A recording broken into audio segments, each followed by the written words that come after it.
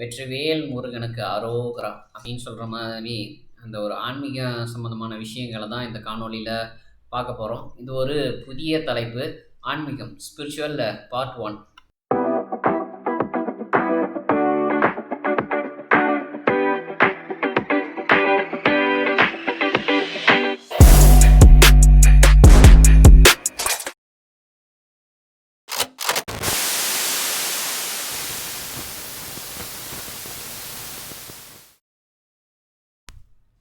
அனைத்து பண்பாட்டு நல்லுள்ளங்களுக்கும் என்னுடைய இனிய பணிவான நல்வணக்கங்கள்.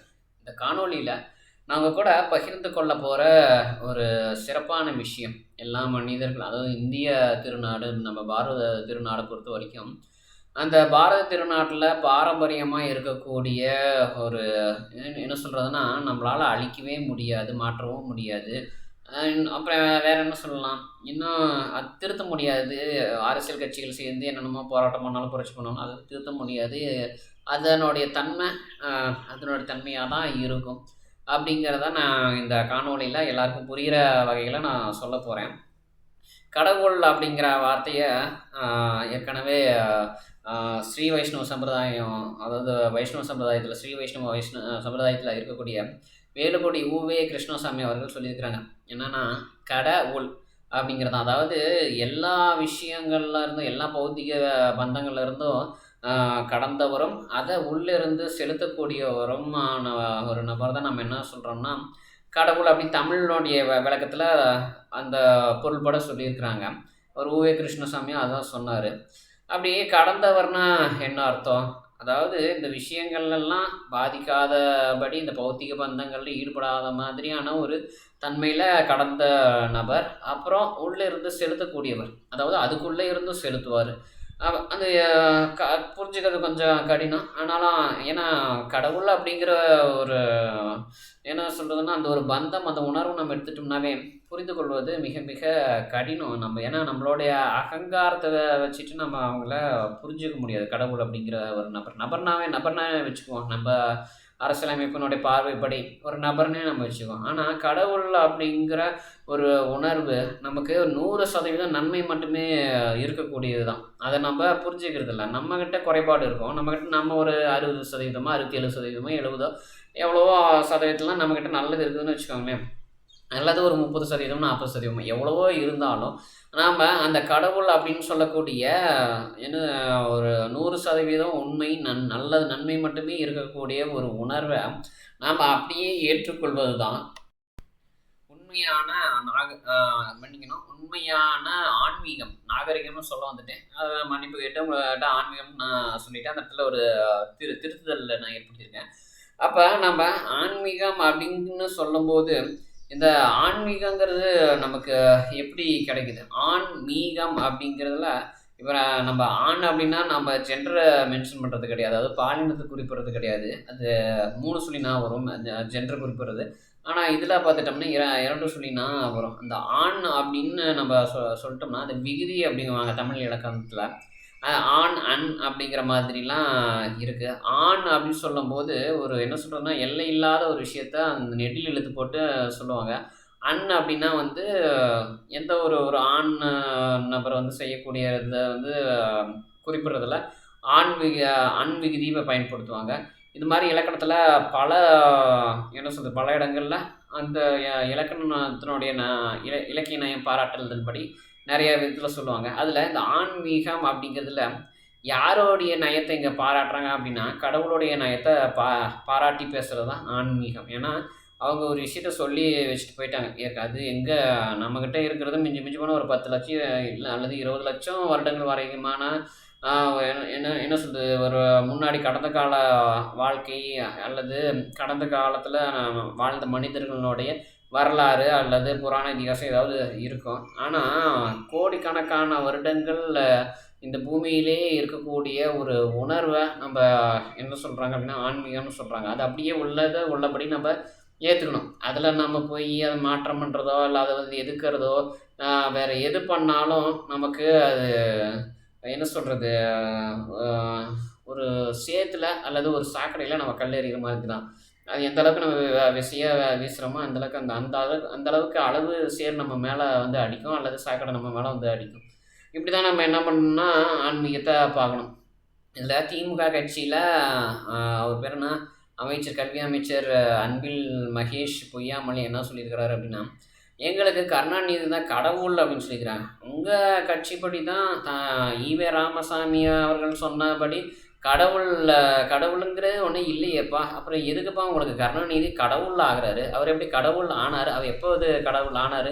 அவர் சொன்ன விஷயத்தில் மாறாத ஒரு விஷயம் என்ன இருக்குது? அந்த விஷயத்தை நீங்கள் என்ன கடைப்பிடிக்கிறீங்க அப்படிங்கிறத இந்த காணொலியில் நான் கேட்டுக்கிறேன். ஏன்னா கண்டிப்பாக என்னுடைய காணொலியை ஸ்டாலின் அவர்கள் பார்ப்பாங்க. அந்த கடவுள் அப்படிங்கிற வார்த்தையை நீங்கள் அதை விட்டுடுங்க. ஏன்னா அது அரசியல் அமைப்புக்குள்ளார கொண்டு வரக்கூடாத ஒரு விஷயம் ஆன்மீகம், கடவுள் அப்படிங்கிற ஒரு உணர்வே. ஏன்னா அந்த நம்ம அரசியல் அமைப்பில் நாம் என்ன பண்ணுறோம், அந்த ஒரு கடவுள்னு சொல்லக்கூடிய ஆன்மீகம்னு சொல்லக்கூடிய ஒரு 100% நன்மை மட்டுமே இருக்கக்கூடிய ஒரு விஷயத்தை அதை ஏற்றுக்கொள்ளக்கூடிய ஒரு பக்குவத்துக்கு நாம் ஒரு அறியாமையில் உள்ள வேறு என்ன சொல்கிறது, ஒரு கீழ்நிலை அல்லது அடித்தட்டு மக்களை நம்ம கொண்டு போய் சேர்க்கறதுக்காக நம்ம பாடுபடுறது தான் ஒரு அரசியல் அமைப்பு அப்படின்னு நம்ம சொல்லலாம். அதை ஒவ்வொருத்தங்க அவங்களுடைய பார்வையில் பார்ப்பாங்க. இப்போ கார்த்திகேயன் அப்படிங்கிறவங்க தமிழ் கடவுள் அப்படிங்கிறாங்க. ஆனால் முருகன் அப்படிங்கிற ஒரு பெயரில் அழைக்கும் போது அவர் தமிழ் கடவுளாக மாறுகிறாரு. தமிழ் கடவுள்னா என்ன? அதாவது அவர்கிட்ட இருந்து தமிழ் மொழி நமக்கு ஒரு இலக்கண மரபோடு நமக்கு கிடச்சிது. அப்படி நமக்கு கிடச்ச அந்த ஒரு விஷயம் அது முருகன் அப்படிங்கிற ஒரு பெயரில் அந்த கார்த்திகைன்னு வட மாநிலங்களில் சொல்கிறாங்க, அங்கே முருகனை சொல்கிறாங்க. ஆனால் முருகன் அப்படிங்கிறதுக்கு இதில் பார்த்துட்டோம்னா ஹிந்தியில் பார்த்துட்டோம்னா சேவல் அப்படிங்கிறது அர்த்தம். அதுவே முர்கா அப்படின்னா சேவல், முர்கி அப்படின்னா கோழி. இந்த மாதிரி அர்த்தம் இருக்கிற மாதிரி பொருள்படுற மாதிரி அங்கே வார்த்தைகள் வச்சுருக்கிறாங்க. அங்கே கார்த்திகேயன், ஸ்கந்தன், கார்த்திகேயா அப்படின்னு சொல்லும்போது அங்கே நிறைய பேருக்கு தெரியாதா சொல்கிறாங்க. ஆனால் ஸ்கந்தன் அப்படிங்கிற வார்த்தை பெரும்பான்மையான இடங்களில் அது என்ன சொல்கிறதுன்னா ஒரு பயன்படுத்தப்படுறதில்லை. அப்படி அவர் என்ன சொல்கிறதுன்னா விஷயங்கள்லாம் சொல்லிட்டு போயிட்டார். அவர் வாழ்ந்தார். அவரை நாடினவங்களுக்கு போதனைகள் புத்திமதிகள்லாம் சொல்லிட்டார். அவர் போனதாக சொல்கிறாங்க. ஆனால் நம்மளுடைய இதிகாச புராணங்கள் படி என்ன சொல்லியிருக்காங்க அப்படின்னா, அடுத்தது வரக்கூடிய சத்தியயுகத்தில் மறுபடியும் முருகன் வருவார். சத்தியயுகம், திரேதாயுகம். அப்புறம் திரேதாயுகத்தில் அவர் பார்த்தினா அதாவது இதில் வைஷ்ணவ சமுதாயத்தில் பார்த்துட்டிங்கன்னா ராமாவதாரம்னு ஒன்று இருக்குது. அந்த ராமாவதாரம் வரத்துக்கு முன்னாடி இங்கே ஸ்கந்தன் அப்படின்னு சொல்லிட்டோம்னா சிந்தியவர் அப்படின்னு பெயர். அதில் என்னென்னா சிவனுடைய அவருடைய ஆன்மீக உடல்ல இருந்து முருகப்பெருமான் நம்ம சொல்கிற மாதிரி சொல்லக்கூடிய அந்த ஒரு தேவர் எப்படின்னா ஒரு மலையில் அவருடைய ஒரு விந்தணுவானது சிந்தி அங்கே இருக்கக்கூடிய அங்கே பார்வதி தாயாரனுடைய ஒரு அவதாரத்தினுடைய கருவில் விழுந்து அதுக்கப்புறம் அவங்க கார்த்திகேயன் பிறந்து அசுரர்களை அழிக்கிறதுக்காக பிறந்து வந்தார்னு ராமாயணத்தில் சொல்லியிருக்கிறாங்க. அப்படின்னு நம்ம அவருடைய ஒரு பிறப்பெல்லாம் அவ்வளோ உன்னதமாக இருக்கும்போது நாம் அவரை வழிபடுறதுனா வழிபடலைன்னா யாருக்கும் ஒன்றும் நஷ்டம் கிடையாது. வழிபடாதவங்களுக்கு அந்த வழிபாடு எப்படி இருக்கிறதுங்கிறதையும் கொஞ்சம் புரிஞ்சுக்கணும். வழிபாடலைன்னா என்ன இருக்குது அப்படிங்கிறதையும் புரிஞ்சுக்கணும். ஏன்னா எல்லா விஷயங்களையும் நம்ம தெரிஞ்சுட்டு அதை பற்றி பேச தெரியணும். நமக்கு அதை பற்றி ஒரு பகுத்து பார்க்க தெரியணும். அதை பற்றி நம்ம புரிஞ்சிக்கவே இல்லை, அதை நான் சும்மா எதிர்த்துட்டே கிடக்கிறோம் அப்படின்னா நம்மக்கிட்ட ஏதாவது கருத்து கேட்குறாங்க அப்படின்னா நாம் அதை பற்றி என்ன பண்ணணும்னா, எனக்கு தெரிஞ்ச வரைக்கும் இந்த தகவல் நான் படிச்சிருக்கேங்க, சேகரிச்சிருக்கேங்க, நான் இதை பார்த்துருக்கேங்க. அதனால் முருகப்பெருமான்னா நல்லது தாங்க. பாஜக கட்சி சேர்ந்தவங்க அந்த மாநாடு நடத்தியிருந்தாங்க அப்படின்னா, முருக மாநாடு நடத்திருந்தாங்க அப்படின்னா அது அவங்களுக்கு அந்த ஒரு பாக்கியம் கிடச்சிருக்கு, ஒரு சந்தர்ப்ப சூழ்நிலைகள் வாய்ப்புகள் கிடச்சிருக்கு. அதனால் அந்த முருக மாநாடு நடத்தினாங்க. நல்ல விஷயந்தான். ஏன்னா மக்கள் மனசில் இருக்கக்கூடிய ஒரு நம்பிக்கை, அதை அவங்க மறுபடியும் புதுப்பிக்கிறாங்க அப்படின்னு நம்ம பேசலாம். இது நீங்கள் எங்கே வேணாலும் போயிருக்காங்க, ஒரு மசூதிக்கு போனாலும் சரி, அல்லது ஒரு இயேசு திருச்சபைக்கு போனாலும் சரி, அங்கே அந்தந்த தெய்வங்களை பற்றி, தேவர்களை பற்றி அவங்க ஒரு சொற்பொழிவு கொடுக்குறாங்களா? இல்லை அங்கே அதாவது ஒரு என்ன சொல்கிறது, ஒரு சர்வீஸ்னு சொல்கிற மாதிரி தொண்டு கொடுக்குறாங்களா? அதெல்லாம் பண்ணுங்க, அதில் கலந்துக்கோங்க. தவறே இல்லை. ஏன் வந்து அதை பற்றின ஒரு எதிர்க்கிறது, ஏன்னா எதிர்க்கிறது நம்ம அங்கே சொல்லக்கூடிய இடம் கிடையாது. ஏன்னா அங்கே இருக்கிறவங்க உன்னதமானவங்க, புனிதமானவங்க. அதாவது நமக்கு இயேசு பிடிக்குதா பிடிக்கலையோ, அல்லது அல்லது மசூதியில் இருக்கக்கூடிய அல்லாங்கிற பெயரில் இருக்கக்கூடிய நம்ம கண்ணால் பார்க்க முடியாத ஒரு உணர்வு அல்லது சக்தி இருக்கிறாங்களோ இல்லையோ, அவங்களுடைய நல்ல விஷயங்கள் எடுத்துக்கோங்க. நல்ல விஷயங்கள் மட்டும்தான் நாங்கள் சொல்லியிருக்கிறாங்க அவங்கள பற்றி. ஏதாவது கெட்ட விஷயங்கள் சொல்லியிருக்கிறாங்களா? அப்படி கிடையவே கிடையாது. அதே மாதிரி நீங்கள் ஒரு முருகன் கோயிலுக்கு போனீங்கன்னா, முருகன் கோயிலில் சொல்லியிருக்க நல்ல விஷயங்களை கேளுங்க, காதார கேளுங்க. எடுத்து புத்தகங்கள்லாம் நிறைய விற்பனை பண்ணுறாங்க, எடுத்து படிங்க, வாங்கி படிங்க. அதுக்கப்புறம் என்னென்ன சொல்கிறது, அதே மாதிரி ஒரு பெருமாள் கோயில் போனாலும் சரி, சிவன் கோயில் போனாலும் சரி, அந்தந்த தெய்வங்கள்னு நம்ம பொதுவான வார்த்தைகளில் சொல்லிக்கிறோம். நம்மளுடைய மனசு விருப்பப்படி நாம் அதை அவங்க பரம்பொருள், முழுமுதற் கடவுள், பரமாத்மா, பகவான், அப்புறம் இன்னும் என்னென்ன வார்த்தைகள் இருக்கோ அதெல்லாம் நம்ம சொல்லிக்கிறோம். நாம் இதில் போயிட்டு என்ன பண்ணுறோம், கடவுளா?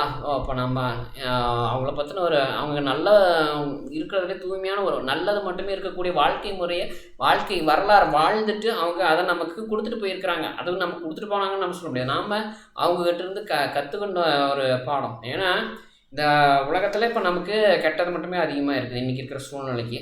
அப்படி நம்ம இருக்கும்போது அது நம்மளால் நம்ம நல்ல விதமான வாழ்க்கையை வாழ்கிறதுக்கு நம்ம போராடுறோம் நிறையா.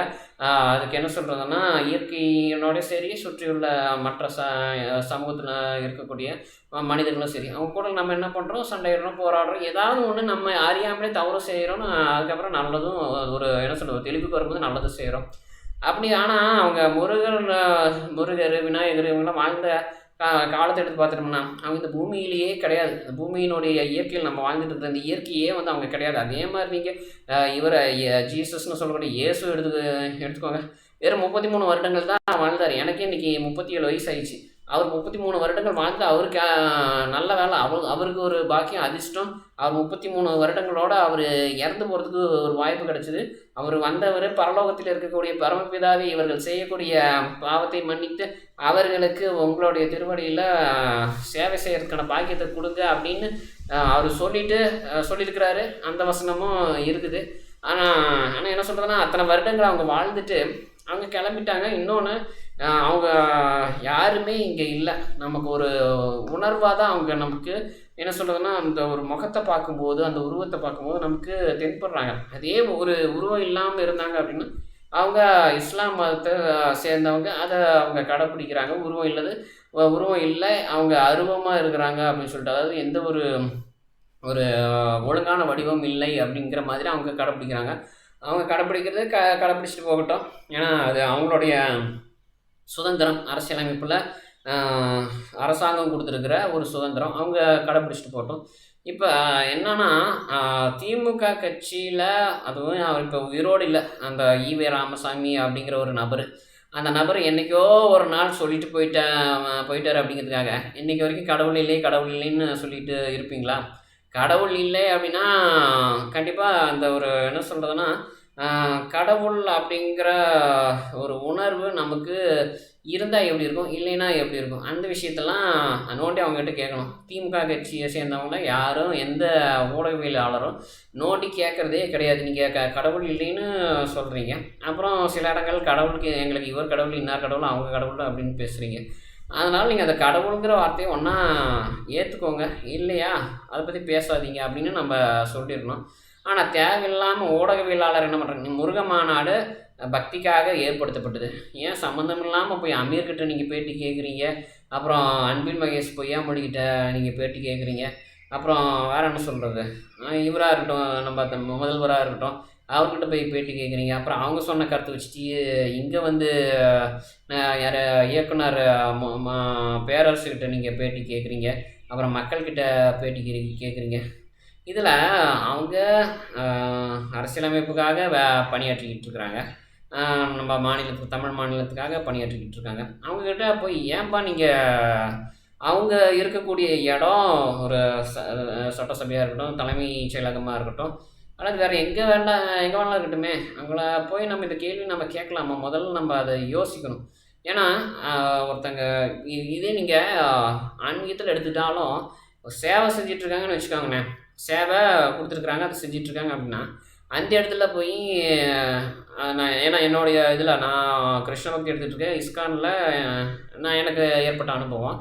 அதில் இப்போ சேவை செஞ்சுட்டு இருக்கும்போது சாண்டிங் பண்ணக்கூடாது அப்படிங்குவாங்க, ஜெபம் பண்ணக்கூடாது அப்படிங்குவாங்க. அப்புறம் ஜெபம் பண்ணுற மாதிரி இருந்ததுன்னா தனியாக போயிட்டு உக்காந்துட்டு ஜெபமாலையை கழுத்தில் மாட்டிட்டு அதுக்குள்ள ஒரு பேக் இருக்கும். அந்த பேக்குள்ளார சாண்டிங் பேக், அந்த சாண்டிங் ஜுவல் ஜெபமாலையை வச்சுட்டு அதை 108 இருக்கும் ஒரு சுற்றுல. அந்த ஒவ்வொன்றும் நம்ம அந்த கடவுளுடைய நாமத்தை அவங்க அந்த ட்ரஸ்ட்டுன்னு சொல்லக்கூடிய அந்த ஒரு அறக்கட்டளையில் அவங்க பரிந்துரைச்சிருக்கிற அந்த மந்திரத்தை நம்ம சொல்லணும் அப்படிங்கிறது ஜெபம். அது இதில் இஸ்கானில் இந்த மாதிரி ஜெபங்குவாங்க. இதில் நீங்கள் இதுவே கிறிஸ்துவ மதத்தில் இயேசுவோட திருச்சபையோ இல்லாட்டி அங்கே போயிட்டீங்க அப்படின்னா அவங்க ஒரு விதமான ஜெபத்தை பரிந்துரை பண்ணுவாங்க. அவங்க என்ன பரிந்துரை பண்ணுவாங்க அப்படின்னா, உங்களுக்கு என்ன விருப்பம், உங்களுக்கு என்ன ஆசை, உங்களுக்கு என்ன கனவு, என்ன லட்சியம், உங்களுடைய மகன் அல்லது மகள் அவங்களுக்கு கண்ணு தெரியாமல் போச்சு, அல்லது காலில் ஏதாவது பிரச்சனையா, அல்லது உங்களுக்கு கடன் பிரச்சனை இருக்குதா, அதை தீரணும்னு சொல்லிட்டு நீங்கள் அதில் ஒவ்வொரு மணியாக வந்து அதில் சொல்லிக்கிட்டே வாங்க அப்படின்னு சொல்லுவாங்க. அதுலேயும் வந்து அதில் ஒரு பாசிட்டிவ் வைப்ரேஷன் வரதாகவும் சொல்கிறாங்க. ஓகே, அதை நீங்களே ஏற்றுக்கோங்க, அது பிரச்சனை இல்லை. ஏன்னா இஸ்கானுடைய ஒரு பரிந்துரைப்படி பார்த்துட்டோம்னா அது தவறு அப்படிங்கிறது எனக்கு தெரியும். ஆனால் அதுவே அந்த இயேசு திருச்சபையினுடைய பரிந்துரைப்படி அது சரிங்கிறது என்னால் பார்க்க முடியுது, கேட்க முடியுது. அவங்கக்கிட்ட ஒரு கருத்து கணிப்பு அல்லது ஒரு பேச்சுவார்த்தை கொடுத்தோம்னா நமக்கு தெரியுது. ஆனால் இதுக்காக நான் போயிட்டு நீ தப்பாக சொல்லிகிட்டு இருக்கிற, நீ இந்த மாதிரி பண்ணுறது வந்து ஜெபம் கிடையாது, எங்கள் இஸ்கானில் சொல்லியிருக்காங்க, அது மாதிரி பண்ணால் தான் வந்து அதுதான் உண்மையான ஜெபம் அப்படின்னு அவங்ககிட்ட போய் வாதாட முடியுமா? இல்லை அவங்ககிட்ட போய் அதை திணிக்க முடியுமா? இல்லை அதை கொண்டு போய் நான் அங்கே பேச முடியுமா? சொல்லுங்க பார்க்கலாம். எனக்கு எது உகந்ததோ, மனசுக்கு ஒரு நிம்மதி திருப்தியானதோ அதை நான் இஸ்கானில் போகும்போது நான் செஞ்சுக்கிறேன். இயேசு திருச்சபைக்கு நான் யாராவது கூப்பிட்டாங்கன்னா, அழைச்சாங்க அப்படின்னா, அங்கே ஏதாவது கருத்துக்களை சொல்லணுன்னு நண்பர்கள் தெரிஞ்சவங்க அழைச்சாங்க அப்படின்னா அங்கே போனோன்னா அவங்கக்கிட்ட நான் என்ன பண்ணுவேன், சரி அவங்களுடைய இதெல்லாம் என்ன சொல்கிறது, அவங்க பண்ணுற பக்தியினுடைய ஒரு வீரியம், தீவிரம், அவங்களுடைய நம்பிக்கை அதெல்லாம் கொஞ்சம் கேட்டுட்டு பார்த்துட்டு அவங்கக்கிட்ட நான் என்னுடைய காணொலியை நான் சொல்ல போகிறேன் அப்படிங்கிறத அவங்க நான் வாய்ப்பு வரும்போது அல்லது சூழ்நிலை வரும்போது நான் என்னோடய காணொலியை சொல்லுவேன் அப்படிங்கிற ஒரு அனுமதியும் வாங்கிட்டு நான் வந்துடுவேன். வந்துட்டேன்னா இது என்ன ஆகும், இதில் நான் இஸ்கானுக்கு போயிருந்த போது அங்கே சொன்ன விஷயத்த நான் இவங்ககிட்ட சொல்லலை. ஏன்னா அப்படி சொன்னேன் அப்படின்னா ஏதோ ஒரு பணிவாக, ஒரு பரிந்துரையாக, ஒரு சின்ன ஒரு வேண்டுகோள் மாதிரி சொல்லலாம். அதுக்குன்னு போயிட்டு நீ அதை தான் பண்ணணும், நீ ஏன்னா அங்கே அதை பண்ணிகிட்டு இருக்காங்க, அதை பற்றி நீங்கள் என்ன நினைக்கிறீங்க அப்படின்னு நம்ம இயேசு திருச்சபையில் கேட்டாவோ, இல்லை இயேசு திருச்சபையில் இந்த மாதிரி பண்ணுறாங்க அதை பற்றி நீங்கள் என்ன நினைக்கிறீங்க நம்ம இஸ்கானில் கேட்டாவோ, ரெண்டு பேரும் என்ன சொல்லுவாங்க தெரியுங்களா? அவங்க அவங்க அவங்க ஒரு அஜ்ஞானத்தில், ஒரு அறியாமையில் அதை அப்படி சொல்லிக்கிட்டு இருக்கிறாங்க, ஆனால் அது தவறு அப்படின்னு இஸ்கானில் சொல்லுவாங்க. அங்கே பண்ணுற ஜெபத்தை அங்கே கொண்டு போய் நம்ம சொல்லும்போது அவங்க வேறு விதமாக கடைப்பிடிக்கிறாங்களா, அவங்க தெரியாமல் பண்ணுறாங்க, அது வந்து அப்படி பண்ணக்கூடாது, இந்த மாதிரி பண்ணணும் அப்படின்னு சொல்லுவாங்க. நாம் ஒரு நடுநிலையாக இருக்கிறவங்க நாம் என்ன பண்ணணும், சரி ரெண்டுலேயுமே சொல்கிறாங்க, நம்ம அதை ஆய்வுக்கு உட்படுத்தி பார்க்கலாம் அப்படின்னு ஒரு நாளில் அந்த ஜெபமாலை ஒரே மாதிரி தான் 108 ஒரு சுற்று அப்படிங்கிறது, அதில் நம்ம ஆய்வு பண்ணி பார்க்கலாம். அதில் எது எனக்கு பிடிச்சதோ அதை நான் எடுத்துக்குவேன். அந்த மாதிரி தான் நான் ஒரு நடுநிலையாக போனேன் நான். ஆனால் இந்த ஊடகவியலாம் இருக்கலாம் என்ன பண்ணிட்டு இருக்காங்க தெரியுங்களா, இன்னார் இதை சொன்னாங்க, அதை பற்றி நீங்கள் என்ன செய்கிறீங்க, நீங்கள் என்ன சொல்கிறதுனா ஒரு நீட் படிக்கிறாங்க, அதில் மாணவர்கள் எத்தனை சதவீதம் தேர்ச்சியாக இருக்காங்க, அவங்க எப்படி மருத்துவக் கல்லூரியில் கல்வி பயிர்றாங்க, மருத்துவ படிப்பு படிக்கிறாங்க, அவங்களுடைய ஆர்வம் எப்படி இருக்குது, அவங்களுக்கு வசதி வாய்ப்புகள்லாம் எப்படி இருக்குது, அவங்க படிக்கிறது எப்படி படிக்கிறாங்க, எதிர்காலத்தில் மருத்துவர்கள் எந்த அளவுக்கு ஒரு தரமானவங்களாக வருவாங்க, அவங்க படிக்கிறவங்களுடைய இதெல்லாம் தேர்ச்சி சதவீதம்லாம் எப்படி இருக்குது, பாடம் அவங்க கற்றுக்கொள்கிற வேகம் எப்படி இருக்குது, அவங்க ஆராய்ச்சி பண்ணி ஏதாவது நீண்ட காலமாக ஒரு நிரந்தரமாக நோயாக இருக்கக்கூடியது தீர்க்கிற மாதிரி ஏதாவது புதுசாக கண்டுபிடிச்சிருக்காங்களா, இந்த மாதிரி அவங்க மருத்துவக் கல்லூரியில் கேட்கலாம். பள்ளிக்கூடங்களுக்கு போகலாம், பள்ளிக்கூடங்களுக்கு போனால் கட்டடங்கள்லாம் நல்லா இருக்குதா, அங்கே இந்த காற்றாடி, அப்புறம் விளக்கு, மின் விளக்கு இதெல்லாம் நல்லா எரியுதா, பசங்களாம் குழந்தைகள், சிறுவர்கள், அப்புறம் பசங்க இவங்கெல்லாம் நல்லா படிக்கிறாங்களா, உட்காந்து பாடங்கள் கவனிக்கிறாங்களா, இதை நீங்கள் கண்காணிக்கலாம். அங்கே அதில் நீங்கள் வந்து அதனுடைய சதவீதத்தை குறிப்பெடுக்கலாம். ஒரு புள்ளிவிவரத்தை எடுக்கலாம்.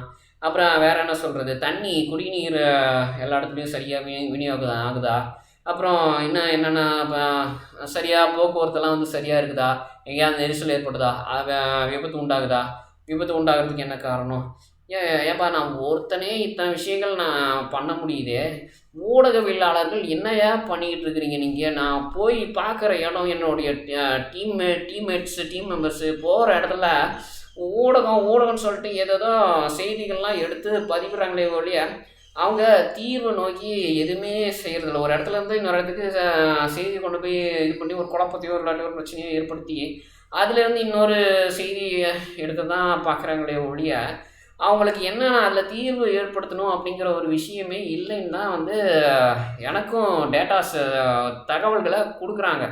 இங்கே இந்த மாதிரி முருகன் கோயிலில் முருகன் வழிபாடில் அவங்க மனசார முருகனை சேவித்து கண்குள்ளார பார்த்து அதுக்கப்புறம் அதை அவங்க சேவிச்சுட்டு பாருங்க. இந்த முருகன் வழிபாடு அப்படிங்கிறது இப்போ முருகன் மாநாடு அப்படிங்கிறத சொல்கிறதில்ல. முருகனை இன்றைக்கி நேரமாக வந்து பார்க்குறீங்க, அவர் கோடிக்கணக்கான வருடங்கள்லாம் வந்து மக்கள் சேவிச்சிட்ருக்குறாங்க, பயனடைஞ்சிட்ருக்குறாங்க. அந்த ஒரு விஷயம் மாறாத ஒரு விஷயம். அது பேட்டி எடுக்க வேண்டிய அவசியமே இல்லை. கோடிக்கணக்கான வருடங்களாக ஒரே மாதிரியான ஒரு வழிபாடில் தான் முருகனை நம்ம பார்த்துட்டே இருக்கிறோம். நம்ம முருகன் அழைச்சாலும் நம்ம போகிறோம். நமக்கு விருப்பமான நேரத்தில் நமக்கு மனசில் ஒரு என்ன சொல்கிறது, ஒரு விருப்பம் வந்தாலும் அவரை நம்ம தேடி போகிறோம். அப்புறம் அப்படி இல்லைன்னா வாய்ப்பு கிடைக்கும்போது யாரை கூட்டிகிட்டு போனாங்களோ அழைச்சிட்டு போனாங்களோ நம்ம போகிறோம். இப்படி பல வழிகள்லாம் நம்ம போயிட்டுருக்குறோம். அப்படி நம்ம போயிட்டு இருந்தனாலும் இந்த உலகத்தில் ஒரு நீண்ட காலமாக நமக்கு அந்த வழிபாட்டை தாண்டி மக்களுக்குள்ள ஒரு ஒற்றுமை, அப்புறம் வளர்ச்சி, அது இதுன்னு நம்ம பார்த்துட்டோம்னா ஏகப்பட்டது கிடக்குதுங்கப்பா. அதை நீங்கள் கவனிங்கப்பா. கொஞ்சம் அரசு பள்ளிக்கூடங்களுக்கு போங்க, தனியார் பள்ளிக்கூடங்களுக்கு போங்க. அங்கெல்லாம் மருத்துவர்கள் இருப்பாங்க. மாணவர்களுக்கு ஒரு உடல்நிலை குறைபாடு ஏற்பட்டுச்சுன்னா அவங்கள பரிசோதனை பண்ணுவாங்க. அவங்க எந்த சூழ்நிலையிலேருந்து வந்தாங்க அப்படிங்கிறத பார்க்கணும். அதே மாதிரி ஒரு கல்லூரிக்கு போங்க. கல்லூரியில் மாணவர்கள் எப்படிலாம் வந்து பிரச்சனை பண்ணுறாங்க, சேட்டை பண்ணுறாங்க, ஏதோ போராட்டம் பண்ணுறாங்களா, சண்டை சச்சரவு பண்ணுறாங்களா, பரீட்சை எப்படி எழுதுறாங்க, அவங்க எப்படி ப்ராஜெக்ட் பண்ணுறாங்க, இதையெல்லாம் கண்காணிங்கப்பா. அப்புறம் வேறு என்ன சொல்கிறது, இன்னும் ஹாஸ்பிட்டல் மருத்துவமனைக்கு போங்க. மருத்துவமனையில் மருந்துகள்லாம் சரியாக கிடைக்குதா அதை பாருங்கள். இந்த மாதிரி இந்த மருத்துவமனையில் இந்த காலத்தில் இந்த நேரத்தில் மருந்து இல்லைன்னு சொன்னாங்களே, அந்த மருந்து எப்போ கிடைக்கும், அது நீங்கள் பார்த்தீங்களா அப்படின்னு முதல்வர்கிட்ட கேளுங்க. இல்லைன்னா வந்து அந்த மருத்துவத்துறைக்கான அமைச்சர்கிட்ட போய் நீங்கள் என்ன சொல்கிறது, அந்த ஹெல்த் மினிஸ்டர்னு சொல்லக்கூடிய அந்த மினிஸ்டரை போய் கான்டாக்ட் பண்ணி பேசுங்க. இது மாதிரி எக்காச்சக்கமான விஷயங்கள்லாம் நம்ம சொல்லலாம். இன்னொன்று, மக்களுடைய புரிந்துணர்வு அப்படிங்கிறது குறைஞ்சிட்டே வருது அப்படின்னு. ஏன்னா மக்கள் நம்ம அரசாங்கத்தை தாண்டி வேறு வழிக்கு போகாத மாதிரி நம்ம என்ன பண்ணணும்னா வசதிகளை ஏற்படுத்துகிற மாதிரி நம்ம ஒரு சூழ்நிலைகளை அந்த ஊடகவியலாளர்கள் பேட்டிகளை எடுக்கணும், அந்த சூழ்நிலைகளை பயன்படுத்தி. அப்போ அதை விட்டுட்டு நீங்கள் எடுக்கிற கேட்குறது சரி. ஆனால் தொடர்ந்து என்ன பண்ணுறாங்க அப்படின்னா இந்து மதம், அப்புறம் என்ன சொல்கிறது, கிறிஸ்துவ மதம், இஸ்லாமிய மதம், இவங்களை திரும்ப திரும்ப ஒரு பிரிவுகள்லேயே பாகுபாடுகள்லேயே வச்சுருக்கிற மாதிரியான ஒரு கேள்விகளையே போய் கேட்டு பேட்டிகளையே எடுத்து என்ன செய்கிறாங்கன்னா திரும்பவும் அதே குட்டையில் தான் மக்களை தள்ளி விடுறாங்க. அதனால் கடவுள் அப்படிங்கிறவங்க என்றைக்குமே மாற மாட்டாங்க. கடவுளுடைய பக்தி மாறாது, கடவுளினுடைய வழிபாடு மாறாது. இஸ்லாம் மதத்தில் இருக்கிறவங்களும் முருக மாநாடுக்கு வந்தாங்க, கிறிஸ்துவ மதத்தில் இருந்தவங்களும் வந்தாங்க, அவங்களுக்கு பிடிச்சிருக்குது வராங்க. அவங்க வரக்கூடாதுன்னு யாரும் சொல்ல. இந்து மதம் அப்படிங்கிறது எல்லா வழிபாடுகளையும் ஒருங்கிணைத்தது தான். நீங்கள் இந்த பூமியில் இந்த இயற்கையாக இருக்கக்கூடிய இந்த தன்மையை யாராலையும் நம்மளால் மாற்ற முடியாது, அழிக்க முடியாது. ஏன்னா இப்போ நான் கிருஷ்ண பக்தி எடுத்துகிட்டு இருக்கிற இஸ்கானில் நீங்கள் பாருங்களேன், உலகம் முழுக்கவே நம்ம சேர்த்து பார்த்துட்டோம்னா ஒரு 80 லட்சத்துலேருந்து 1 கோடி தான் வருவாங்க. அந்த என்ன சொல்கிறது, கௌடிய வைஷ்ணவ சம்பிரதாயத்தை சேர்ந்த கிருஷ்ண பக்தர்கள் அப்படிங்கிறவங்க வெறும் 1 கோடி பேர் என்ன சொல்கிறாங்கன்னா இந்த உலகத்தினுடைய கவனத்தையே திருப்புறாங்க. பார்த்தீங்களா, 800 கோடி பேரில் 1 கோடி பேர் பண்ணுறது அந்த ஒரு இயற்கை உணர்வு அவங்கள ஈர்க்குது. அந்த இயற்கை உணர்வை யாராலையும் அழிக்க முடியாது. நீங்கள் உலகம் முழுக்க இருக்கிறவங்கள ஒரு கிறிஸ்தவர்களாகவே மாற்றிடுங்களேன். நான் ஒரு உதாரணத்துக்கு நான் சொல்கிறேன். இல்லை இப்படி கூட வச்சுக்கோங்க, நம்ம ஒரு ஜனநாயக கட்டமைப்பினுடைய ஒரு ஆய்வுக்காக எல்லா மக்களையும் ஒரு நாள் அல்லது ஒரு மாதம் அல்லது ஒரு வருடம் என்ன பண்ணலான்னா கிறிஸ்துவ மதத்தில் இருக்கிற மாதிரி நம்ம அவங்கள எல்லாத்தையும் நம்ம மாற்றிடுவோம். நெத்தியில் போட்டுருக்கோன்னா அந்த இதில் இயேசு திருச்சபையில் கொடுக்குற அந்த இது மாதிரியான ஒரு சிலுவை மாதிரியான இதை வச்சுக்குவோம், நம்ம எல்லாம் வச்சுக்கோங்களேன். அப்படி நம்ம எல்லாத்தையும் நம்ம ஒரு கிறிஸ்துவ மதமாக மாற்றினாவோ அல்லது இஸ்லாம் மதத்துக்கு மாற்றினாலோ அல்லது பௌத்த மதம், புத்த மதம், ஜெயினிசம் அப்படின்னு அது என்ன மதத்துக்கு நம்ம உலகத்தில் இருக்கிற எல்லாரையும் நம்ம மாற்றினாலும் நம்ம உள்ளுக்குள்ளே இருக்கிற இந்த உணர்வை நம்மளால் மாற்ற முடியாது. இப்போ நான் கிருஷ்ணருடைய பக்தர் அப்படின்னா என்னை கிருஷ்ணருடைய பக்தரை நான் ஏற்கனவே நான் பிறந்த போது எனக்கு நான் இந்த இஸ்கானில் நான் சேர்கிறதுக்கு முன்னாடியே எனக்கு அந்த பகவத்கீதை அப்புறம் பாகவத புராணம் அதில் இருக்கக்கூடிய விஷயங்கள் என்னுடைய சின்ன வயசுலேருந்தே மனசில் ஓடிக்கிட்டு இருந்தது. நான் எப்போ இஸ்கானில் போய் சேர்ந்து அதில் பயிற்சி பண்ண ஆரம்பிச்சினோ அப்போ தான் எனக்கு ஒரு விஷயம் புரிஞ்சுது. நான் சிறு வயசுலேருந்தே என்னுடைய உள்ளுணர்வில் ஓடிக்கிட்டு இருந்த விஷயங்கள் எல்லாமே இதுதானா அப்படின்னு. அதே மாதிரி தான் ஒரு கிறிஸ்தவ மதத்தில் இருக்கிறவங்களுக்கும் சரி, இஸ்லாம் மதத்தில் இருக்கிறவங்களுக்கும் சரி, முருக வழிபாடில் இருக்கிறவங்களுக்கும் சரி, அல்லது கணபதியோனுடைய வழிபாடாக இருக்கட்டும், சிவனுடைய வழிபாடாக இருக்கட்டும், பார்வதி தாயாராக தான் இருக்கட்டும், அல்லது ஆண்டாளதாக இருக்கட்டும், இன்னும் நம்ம சொல்லிட்டே மணிகண்டன் சொல்லக்கூடிய ஐயப்பனாக இருக்கட்டும், நம்ம யாரது எடுத்து எல்லா வழிபாடுகளும் நம்மளுடைய உள்ளுணர்வுக்குள்ளார இருக்குது. அது நமக்கு என்ன சொல்கிறதுனா இந்த புலன்களுக்கு அப்பாற்பட்ட ஒரு விஷயமா இருக்குது. அந்த புலன்களுக்கு அப்பாற்பட்ட விஷயத்த நாம் மாற்றவோ திருத்தவோ அதை எதிர்க்கவோ எதுவுமே பண்ண முடியாது. இந்த உடலை வச்சுக்கிட்டு நம்ம எதிர்த்து ஒரு பிரயோஜனமும் கிடையாது. நீங்கள் என்னுடைய இந்த காணொலிக்கு அப்புறம் நீங்கள் தயவுசெய்து வாயை மூடிட்டு இருங்க. ஏன்னா நானும் ஒரு பல மக்கள்கிட்ட நான் கிருஷ்ண பக்தியை பற்றி சொல்லி பார்த்துட்டேன். கிருஷ்ண பக்தியில் திலகம் போடுங்க, கண்டி மாலை போடுங்க, அது பேர் என்ன குர்தா அணிஞ்சிக்கோங்க, தோட்டி கட்டிக்கோங்க, பஞ்சகச்சம் தோட்டி கட்டுங்க, தோட்டியில் பஞ்சகச்சம் ஒரு மாடலில் கட்டுங்க அப்படின்னா அவ்வளோ சொல்லி பார்த்துட்டேன். ஆனால் அது என்னன்னா அவங்களுக்குள்ளார அந்த கிருஷ்ண பக்தி அப்படிங்கிறது ஏறுது. அந்த கிருஷ்ணர் முழுமுதற் கடவுளாக இருக்கிற ஒரு விஷயம் அப்படிங்கிறது அவங்களால கேட்க முடியுது, அது உணர முடியுது. அவங்களுக்குள்ளார ஒரு பார்வதி தாயாரோ அல்லது முருகனோ அல்லது கார்த்திகேயனோ அல்லது விநாயகரோ கணபதியோ அல்லது சிவனோ அந்த ரூபத்தில் என்ன அந்த உணர்வில் என்ன ஆகுதுன்னா அவங்க முழுமுதற் கடவுளாக இருக்கிறாங்க அப்படிங்கிற ஒரு எண்ணத்தில் அந்த ஒரு சிந்தனையில் அவங்களுக்கு போய் அது பதிஞ்சிடுது. ஆனால் எது பண்ணாலும் என்னென்னா நல்லதான். நீங்கள் அவரை அடையுங்க, அவரை அடையிறது அவரை பற்றி மட்டும் நினைங்க. அவரை பற்றி என்ன மதகுருமார்கள் அல்லது ஆன்மீக குருக்கள் என்ன சொல்லியிருக்காங்களோ அதை மட்டும் நீங்கள் கடைப்பிடிங்க. இது நமக்கு அரசியல் அமைப்பில் இருந்து முற்றிலும் வேறுபட்டது. நான் சொல்கிறேன், முற்றிலும் வேறுபட்டது. நீங்கள் போயிட்டு இதை அரசியல் அமைப்பில் சொன்னீங்கன்னா அரசியல் அமைப்பில் இருக்கவங்க இப்படியே யோசிப்பாங்க. ஒரு புதக்குழிகளார விழுந்தவொடனே கையை கொடுத்து தூக்கும்போது அங்கே கடவுள் தான் எனக்குள்ளார இருந்து அந்த நபரை காப்பாற்றுறாரு அப்படிங்கிறத நம்ம மனசுக்குள்ளார நம்ம உணர்ந்துக்க முடியும். ஆனால் அது வெளியில் சொல்லும்போது என்ன ஆகும்னு பார்த்துட்டிங்கன்னா இது ஒரு மொக்கத்தனமாக ஒரு உப்புச்சப்பு இல்லாத ஒரு விஷயமா அடுத்தவங்க காதில் கேட்கும்போது அது போய் சேரும். ஏன்னா இப்போ அங்கே காப்பாற்றுறது நான் அப்படிங்கிற ஒரு கேரக்டரு, ஒரு என்ன சொல்கிறது, ஒரு கதாபாத்திரம். அவங்க காப்பாற்றப்படுவாங்க இன்னொரு நபர், அவங்க ஒரு கதாபாத்திரம், அவங்க பெண்ணில் ஒரு சிறுவன் அல்லது சிறுமியோ அல்லது ஒரு ஆண் இப்படியா இருக்கலாம். அப்படி இருக்கும்போது நாம் அங்கே கடவுள் அவங்கள எப்படி காப்பாற்றினார், கடவுள் இங்கேயும் இருக்கிறாரு, காப்பாற்றுறவர்கிட்டையும் இருக்கிறாரு, காப்பாற்றப்படுபவர்கிட்டையும் இருக்கிறாரு. அப்போ நம்ம அதில் என்ன நம்ம சொல்ல முடியும், இது கடவுளுடைய விளையாட்டுன்னு சொல்லிடுறாங்க. அதை லீலை அப்படின்னு சொல்லுவாங்க. விளையாட்டு அப்படிங்கிறது அது ரொம்ப உயர்ந்த ஒரு விஷயம். அந்த கருத்து நம்ம பேசணும் அப்படிங்கிறது அதை அடுத்தடுத்த காணொலிகள் நம்ம சரியான சூழ்நிலையை நம்ம காரணம் காமிச்சு அதை உங்களுக்கு நான் சொல்கிறேன். இந்த காணொலியில் நான் இதோட முடிக்கிறேன். கடவுள் அப்படிங்கிற ஒரு விஷயம், ஆன்மீகம், பக்தி அப்படிங்கிறது நம்ம அரசியலமைப்புக்குள்ளார உட்பட்டதே கிடையாது. அரசியலமைப்பு அப்படிங்கிறது சேவை செய்யறதுக்காக மட்டும்தான்.